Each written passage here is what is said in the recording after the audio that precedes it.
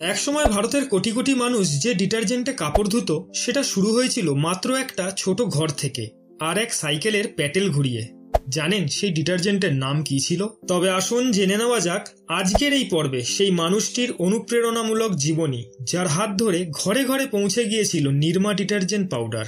1945 গুজরাটের রূপপুর গ্রামে এক কৃষক পরিবারে জন্ম কারসানভাই প্যাটেলের।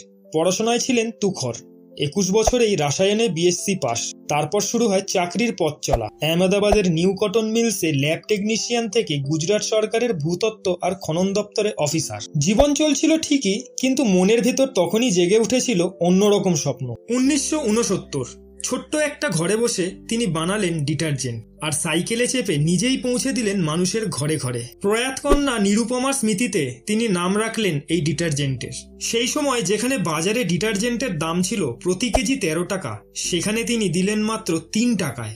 ফলস্বরূপ মধ্যবিত্ত আর সাধারণ পরিবারের ঘরেও পৌঁছে গেল ভালো মানের পরিষ্কার পরিচ্ছন্নতার সুযোগ।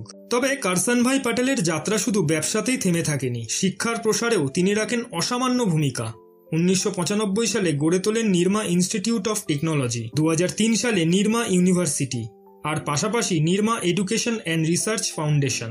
কারসানভাই প্যাটেলের গল্প আমাদের প্রমাণ করে শুরু ছোট হলেও স্বপ্ন যদি বড় হয় তবে সেই স্বপ্ন একদিন কোটি মানুষের জীবনে আলো ছড়ায়। এরকম ভিডিও আরও দেখার জন্য সাবস্ক্রাইব করে দিন, আর ফেসবুক থেকে দেখে থাকলে ফলো করে দিন। দেখা হবে পরের ভিডিওতে নতুন কোনো গল্পের সাথে।